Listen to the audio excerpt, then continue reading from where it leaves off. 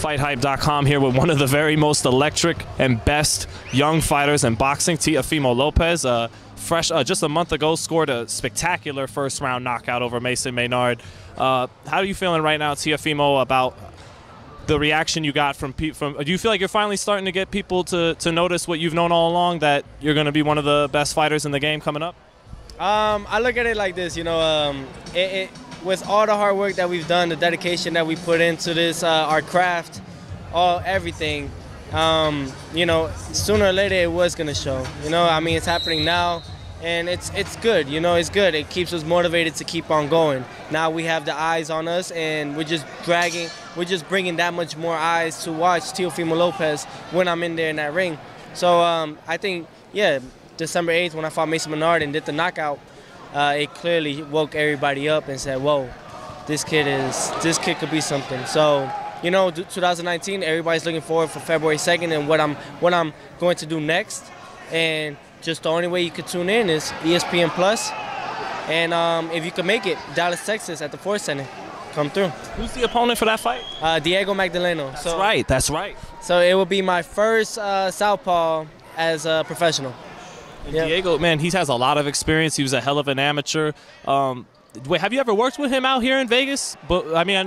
No. Surprisingly, we never sparred or anything, Surprisingly, because, we bumped into each other numerous of times at the gym. He would spar, I would spar, but just different people. So maybe they kind of figured that maybe we might meet. I thought he was retired, to be honest. I thought that he was just helping fighters out, and that was about it. Because I never seen him say anything about him getting ready for a fight.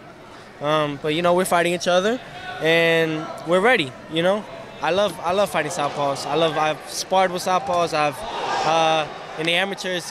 The amateurs is the best thing possible for you in your career, because it gives you all the experience that you need for when you turn pro. You know what you're up against. And this is no disrespect to Diego, but do you run him over? Just like you did Maynard, pretty much? Possibly yes. I think that we're just too strong, but it's not about being strong here. It's about we're too smart.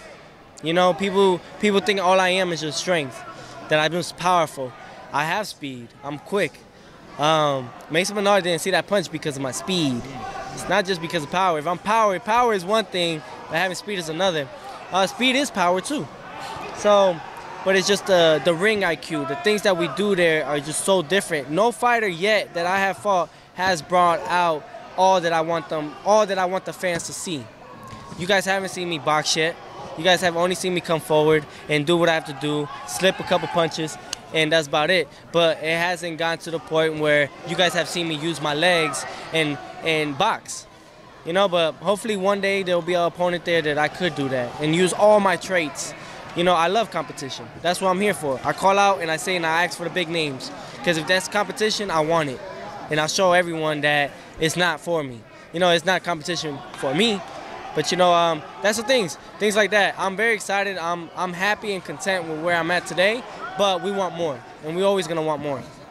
There are elite fighters, and then there's exciting fighters, and then there's that rare breed that are both. They're great while being exciting. Do you think that's you, Teofimo? I'm God-gifted. So what I like to say, I'm God-gifted. God gave me this gift, and I'm using it in the best way possible. That's only half of what I could do. God gave me this platform and everything that I'm at today is only half of what I could do. Outside of the ring is where you become a real champion. What do you mean by that? That's what being outside, because we could be something in the ring. We could be this and a great champion now, but being a people's champion outside of the ring, being a role model, but in a good way. Obviously a role model, influencing those, taking care of those, whether it's donating for cancer, anything like that, giving back. I think that's a champion right there. We could be everything. We could be superstar status, everything, but that's just an image when it's in boxing. It's how you are outside of boxing that sets you different. I look at those things. I look at I want to definitely open up things. I want to not schools, but things to let's say for the homeless and stuff like that. Just things like that. Yeah. So and especially there's a lot of homeless people here in Vegas. There's a lot of homeless people. Growing too. And it's growing, and it's growing. So things like that, if we could fix that kind of and impact it in a better way, in a positive way, then we're up for it. That's what I want to do. I think that that's another gift that God has given me. That's what I look at it. I'm only half of doing it right now. But once everything is right and our career is looking bright and everything's settled and everything's good on that end, we can start focusing on those things as well. And man, please talk about the craft, like dedication to the craft and the sweet science, actually learning more and more skills and tricks up the sleeve that make you a better fighter. Can you just talk about how much you care about the science and the craft of getting better? Listen, it's either you get better or you hurt yourself while doing this. You know, everything has pros and cons to whatever you do. So you look at it, if you don't take care of yourself, you don't take care of your body, sooner or later you're going to end up not looking good when you're just at your 30s. You're not going to be talking well. You know, this is a contact sport. I mean, of course, there's fighters out there that have done great in the sport, impacted the sport, you know, but they're punch drunk or something's wrong. You know, they're not right. And it's things like that.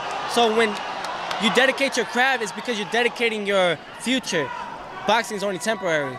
So you have to look at what else that you could do and what's beneficial for you. So you take care of your body, you train really hard, you work really hard, you work on your mind, you exercise, all those things, all those traits. So when you're in there, defensive, everything, even though one punch could change the fight, you at least are training for all those things and preparing yourself for any situation like that.